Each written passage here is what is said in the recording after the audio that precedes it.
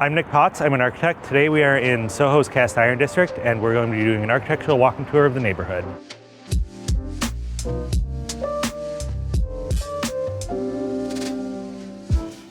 So the word Soho to describe this neighborhood is actually a fairly recent invention from the 1960s, where the real estate industry was looking to rebrand this neighborhood to describe an area that's south of Houston Street and create a new identity for it as a luxury residential neighborhood. Before that, it was actually a much more industrial neighborhood. And what you see here, these cast iron buildings, are really the result of an exploration of a new building type. Soho has the largest concentration of cast iron buildings really in the world. A lot of that is the result of the rapid industrialization that happened here in the 1860s and the 1870s, and also the fact that the material in these cast iron buildings were invented and fabricated just several blocks further south in what's currently Tribeca. So behind me is the Constable Store at the corner of Mercer and Howard Streets. It's a very early cast iron building.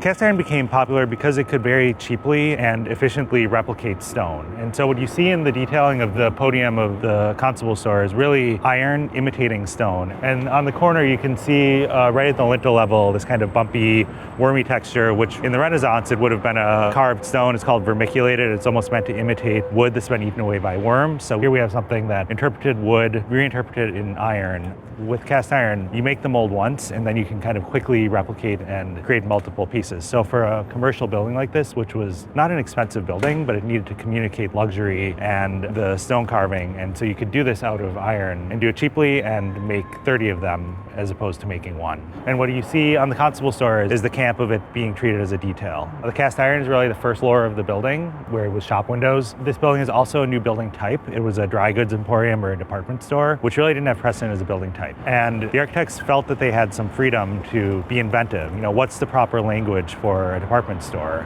The top parts of the building with these segmented arches are more French. The lower floor with the full arches is more Italian.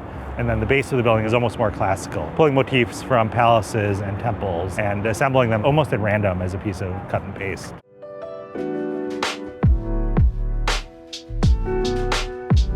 So behind me is 488 Broadway, also known as the Haughwout Building, which is named after the original occupant of the building. It was a department store. The building is really one of the most important cast iron buildings in this district, if not all of New York. If we were talking about whether cast iron is a detail or a whole building, here it's an entire building. And it looks superficially like a Renaissance palazzo. It's almost a dead ringer in the window bay for the Marciano Library in Venice. Obviously at a very different scale and a very different context. And it's kind of a great exhibit of the struggle of these buildings to find an appropriate language. You know, it looks like an historic building, but really this building, it's all about technology and embracing newness and fabrication and manufacturing. So cast iron in a building of this scale, it was really a modular building type. Each window bay, each component would have been made in a factory off-site and assembled off-site and then just stuck on the side of the building like a curtain wall building in a skyscraper is today. So it's really a very modern, contemporary way of building. The components themselves would have been designed by an architect, but the building itself really isn't the kind of thing that an architect would have designed. So this struggle between history and technology is really at the heart of the 19th century and the heart of a building like this. The reason why Venice was used here, obviously the buildings that it was based on were built out of stone, but they had a huge amount of glass. This was before fluorescent light. This is before air conditioning. This is before any sort of the building technologies that we use to make our buildings comfortable. So having huge windows, which the cast iron, because it can be built very skinny, lets you do. It also means that there's a lot of light inside the building. And this was a place for work and it was a place for selling wares. So being able to see the product inside the building without being surrounded by heavy stone walls was a huge benefit. Now we're standing in front of 502 to 504 Broadway from 1860. Unlike the Haughwout Building, this building really doesn't have an historic style. In fact, full disclosure, it's actually not a cast iron building. It's a stone building, but it's appropriating a language that was developed in cast iron buildings several years earlier, just a few blocks further south. That motif is called the sperm candle style, and that's really meant to describe the columns on the second and third floor, these very slender columns that kind of end in a flame. People thought it looked like the sperm whale candles that were used to light buildings at the time. And this was a style that was developed a few years earlier on White Street. There are quite a few examples, and it was a purely cast iron sort of expression. So what we have here is a stone building mimicking a cast iron style that emerged due to the technology and the thinness of cast iron, which is ironic considering that cast iron originally was developed as a building material because it could mimic stone. So because the labor of having a stonemason be on site is so much more than what can be produced in a factory, there's an inventiveness to the detail and a simplification and a reduction in ornateness compared with what you could do in cast iron. What you can see is both an inventiveness because they couldn't afford to do full Corinthian capitals. The capitals of the columns are pretty flat and almost two-dimensional.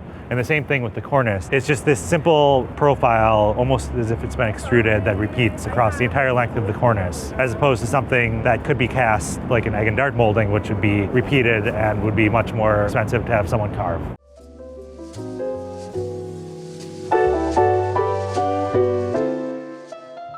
So behind me is 478 Broadway, and if a lot of the cast iron buildings in Soho were designed without architects, this is really one of the few of that period that was designed by an architect. So the architect of this, Richard Morris Hunt, studied in Paris. He was actually the first American architect to be trained at the École des Beaux-Arts, which was the major architecture school of the time. He was really trying to push and define the language for this new building type, taking the material of cast iron and exploiting its potential. The way that you work with metal is it can be melted, it can be stretched, it can be pulled, and made much taller and skinnier than what you could do in stone. And what he's doing here with these pilasters and columns is exploiting the skinniness and the potential of the material to be thin and lightweight in a way that stone, which would have been the building material you would have used before that, can never do. He was exploiting the decorative potential of the material and the castings that you can do in a molded material, and created these perforated decorative elements over the tops of the windows. One other interesting thing about this building is it brings up the whole conversation about paint. In a proper stone building, which would have preceded this, the idea of paint just wasn't an element. Cast iron, obviously unexposed, it'll rust. And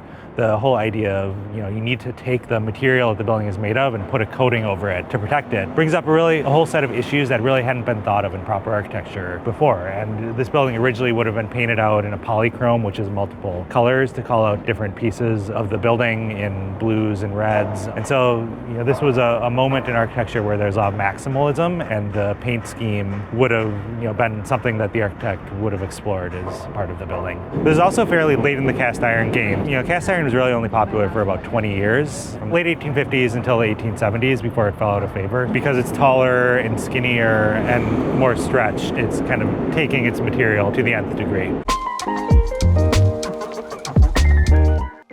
All right, right now we're outside of 513 to 519 Broadway. This is a very late building, and it's actually the kind of building that happened after cast iron had fallen out of favor. Cast iron was originally marketed as something that was fireproof.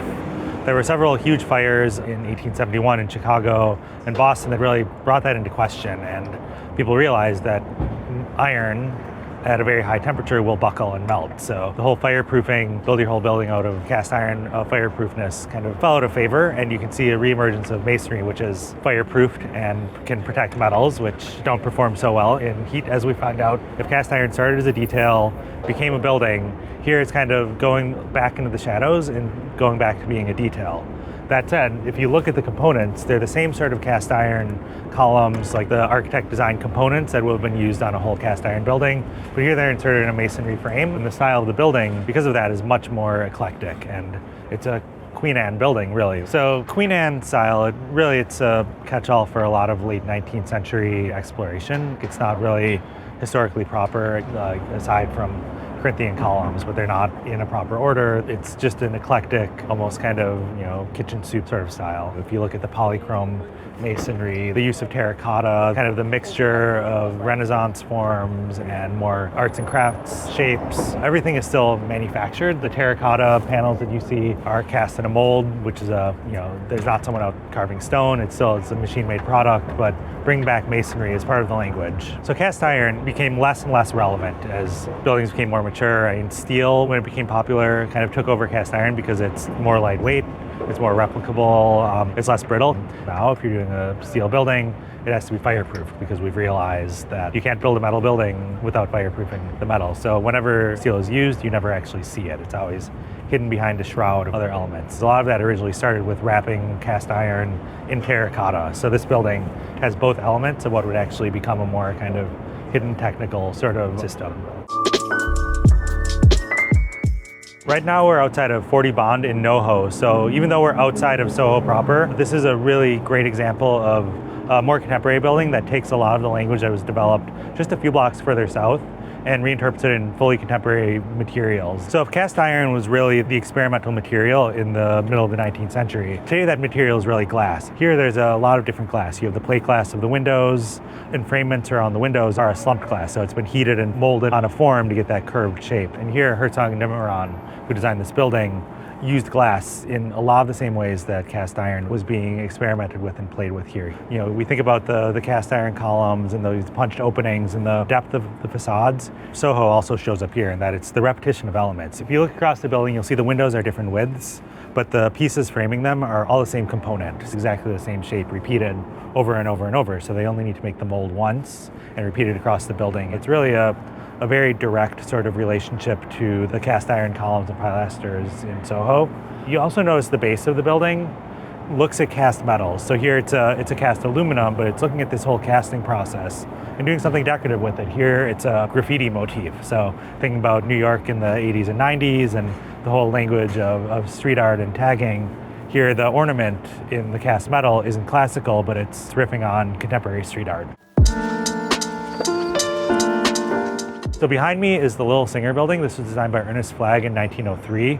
He was also the architect of the other Singer building down on Broadway, which at one time was the tallest building in the world. This is long after cast iron has fallen out of favor and become decoration again. But what's really fascinating here is how the material has kind of become purely decorative. You look at these filigrees and these arches and the way that it's being really exploited to all of its sculptural and lightweight and perforated potential. So notably, this building is the Singer building. So after the Singer sewing machine company, if you think about the base of the iconic Singer sewing machine, this cast iron pedal and base, here, though the building is wrought iron, it's using the material and using some of the language of the filigree in the base of the product to advertise the product through the architecture of the building. So there's some affinity between the cast iron that's used on this building and the product that was sold and manufactured in this building.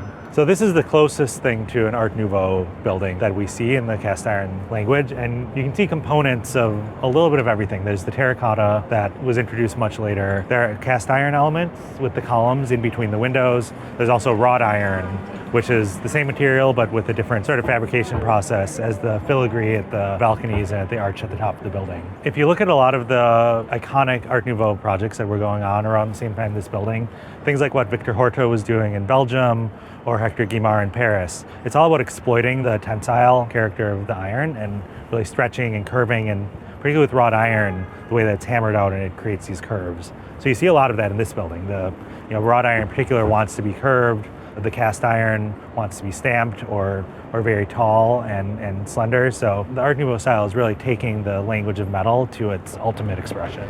This part of Broadway, when it was first developed, it was a shopping street. There were department stores. Haughwout's was a department store that sold things like crystal and chandeliers. When this became primarily manufacturing in the middle of the 20th century, that all went away. But you'll notice right now it's almost like a mall. Like retail has come back in, people have rediscovered these buildings, and people like shopping among all of these ornate buildings. And so it's been a very natural thing to bring retail back to the first floor of these buildings for the same reasons they were built. The light is great, the ceilings are very high, the sidewalks are wide. It's really the perfect kind of environment for mass retail.